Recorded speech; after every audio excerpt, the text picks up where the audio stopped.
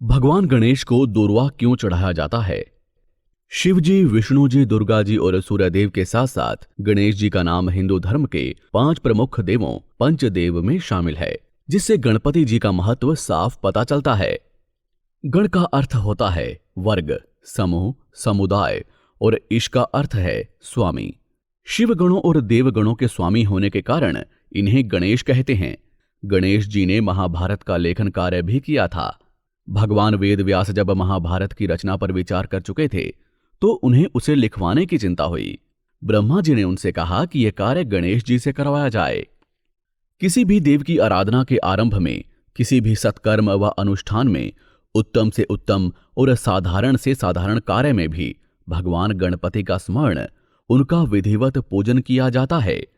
इनकी पूजा के बिना किसी भी मांगलिक कार्य को शुरू नहीं किया जाता। यहां तक कि किसी भी कार्य को आरंभ करने के लिए श्री गणेश का मुहावरा भी बन गया है। शास्त्रों में इनकी पूजा सबसे पहले करने का स्पष्ट आदेश है। गणेश जी की पूजा वैदिक और अति प्राचीन काल से की जाती रही है। गणेश जी वैदिक देवता हैं क्योंकि ऋग्वेद, यजुर्वेद आदि में गणपति जी के मंत्रों का स्पष्ट उल्लेख मिलता है। दूर्वा एक प्रकार की घास होती है जो जमीन में फैलकर बढ़ती है। दूर्वा यानी इस घास का उपयोग खासकर धार्मिक कार्य और चिकित्सा जगत में आयुर्वेदिक औषधि के रूप में किया जाता है। दूर्वा का पौधा जमीन को पकड़कर अपनी वृद्धि करता है। ये जमीन से ऊपर नहीं उठता है। हिंदू धर्म में प्रत्येक देवी देवता को प्रसन्न करने के लिए उनकी पूजा विधि और पूजा सामग्री अलग अलग तरह की होती है। हिंदू धर्म में कोई भी पूजा पाठ या शुभ काम बिना गणेश भगवान की पूजा कर या आरती उतारे शुरू नहीं की जाती। गणपति जी को प्रथम पूज्य देवता की उपाधि प्राप्त है, इसलिए हर शुभ कार्य में सबसे पहले उन्हें याद किया जाता है। हिंदू धर्म में सप्ताह का हर दिन खास होता है और उसका अलग महत्व होता है। बुधवार का जहां बुध ग्रह से संबंध माना जाता है, वहीं शास्त्रों में बुधवार का दिन भगवान गणेश को समर्पित है। माना जाता है कि इस दिन भगवान गणेश की पूजा कर उनकी कृपा पाई जा सकती है। मान्यता के अनुसार बुधवार के दिन विघ्नहर्ता भगवान गणेश की पूजा करने से विशेष लाभ प्राप्त होता है। भगवान गणेश की पूजा में दूर्वा घास जरूर चढ़ाई जाती है। आइए जानते हैं भगवान गणेश को दूर्वा घास क्यों चढ़ाते हैं और क्या है इसके पीछे की कथा। पौराणिक ग्रंथों के अनुसार ओम को साक्षात गणेश जी का स्वरूप माना गया है। जिस प्रकार प्रत्येक मंगल कार्य से पहले गणेश पूजन होता है, उसी प्रकार प्रत्येक मंत्र से पहले ओम लगाने से उस मंत्र का प्रभाव कई गुना बढ़ जाता है। बच्चों, आपने कई बार देखा होगा कि गणेश जी की पूजा करते समय दूर्वा का इस्तेमाल किया जाता है। दूर्वा एक प्रकार की घास होती है। किसी कलावे यानी लाल धागे के साथ बांधकर गणेश जी को चढ़ाया जाता है। दरअसल गणेश जी को दूर्वा चढ़ाने के पीछे एक रोचक कहानी है।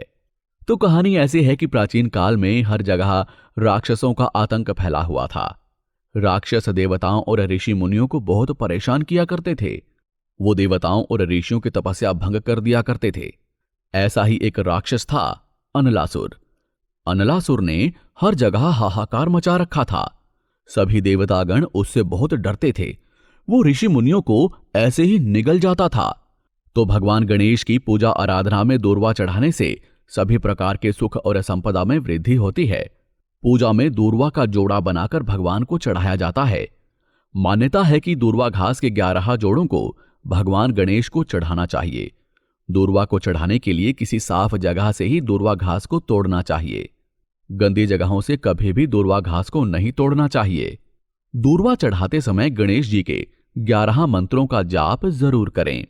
जब अनलासुर के पाप बहुत बढ़ गए तब सभी देवतागण भगवान शिव के पास पहुंचे। शिवजी ने बहुत सोचा इस बारे में। वो फिर बोले। शिवजी ने कहा कि अनलासुर का विनाश गणेश जी ही कर सकते हैं। शिव भगवान की ये बात सुनकर सभी देवतागण श्री गणेश जी के पास पहुंचे।